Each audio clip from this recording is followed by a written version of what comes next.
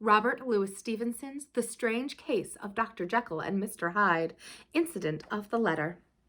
It was late in the afternoon when Mr. Utterson found his way to Dr. Jekyll's door, where he was at once admitted by Poole and carried down by the kitchen offices and across a yard which had once been a garden, to the building which was indifferently known as the laboratory or the dissecting rooms.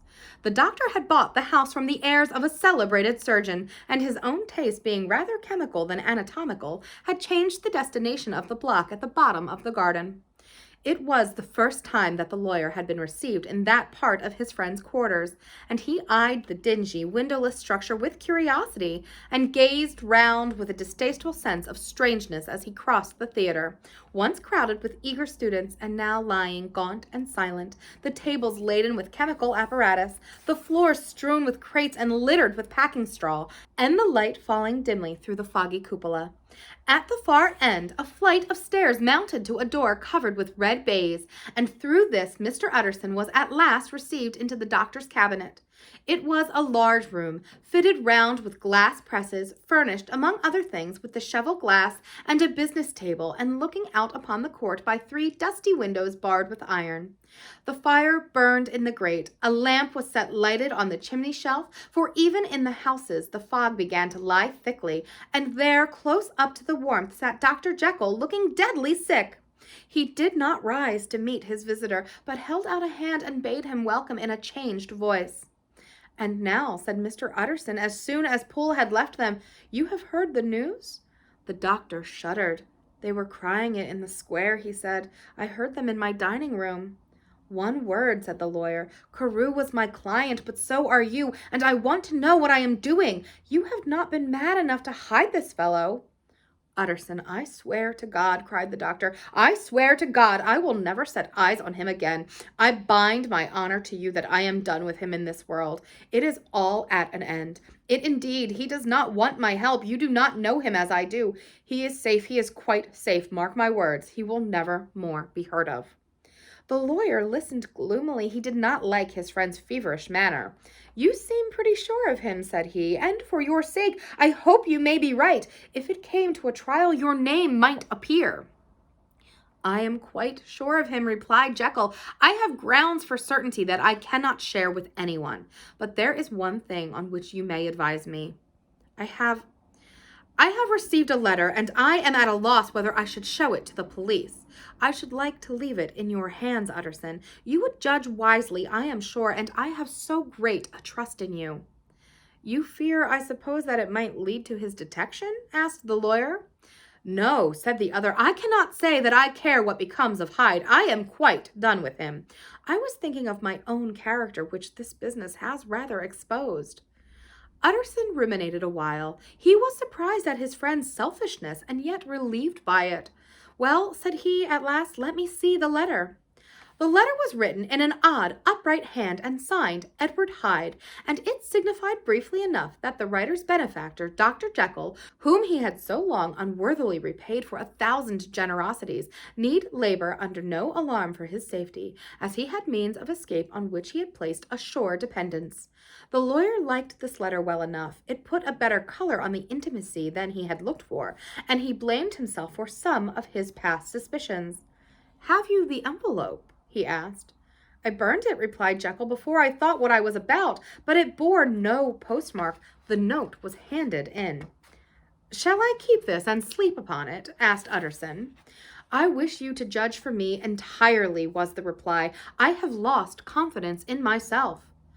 "Well, I shall consider," returned the lawyer. "And now one more word.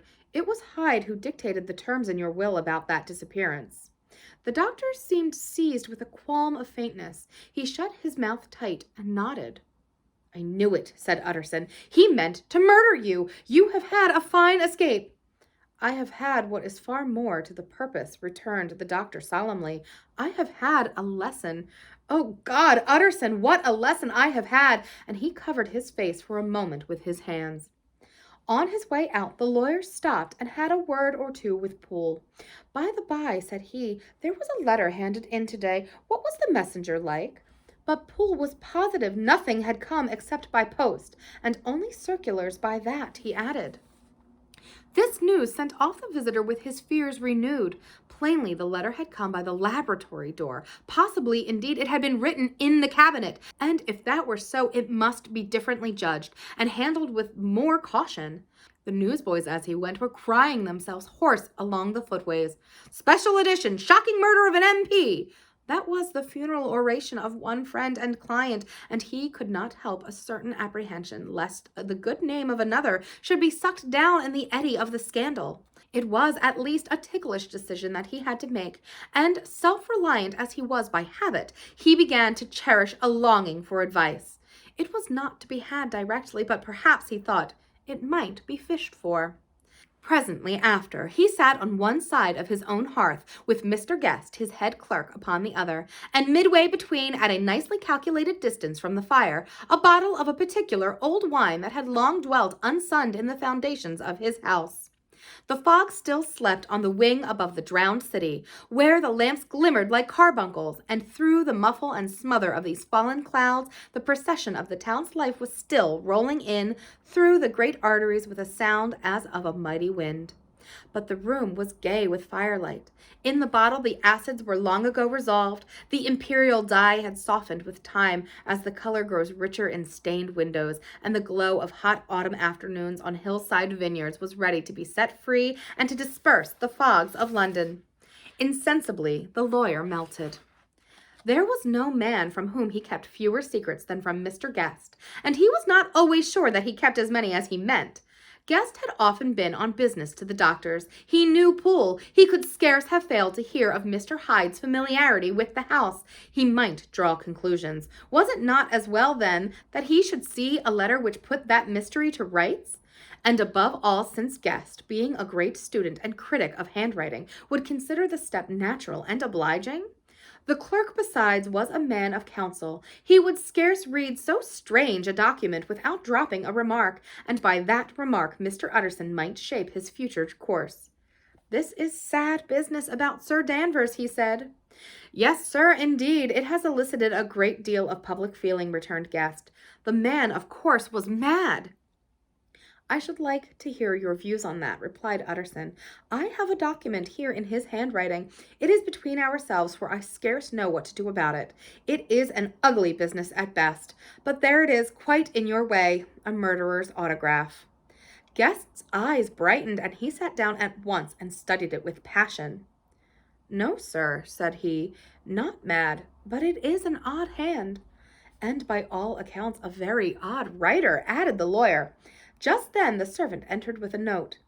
"Is that from Dr. Jekyll, sir?" inquired the clerk. "I thought I knew the writing. Anything private, Mr. Utterson?" "Only an invitation to dinner. Why? Do you want to see it?"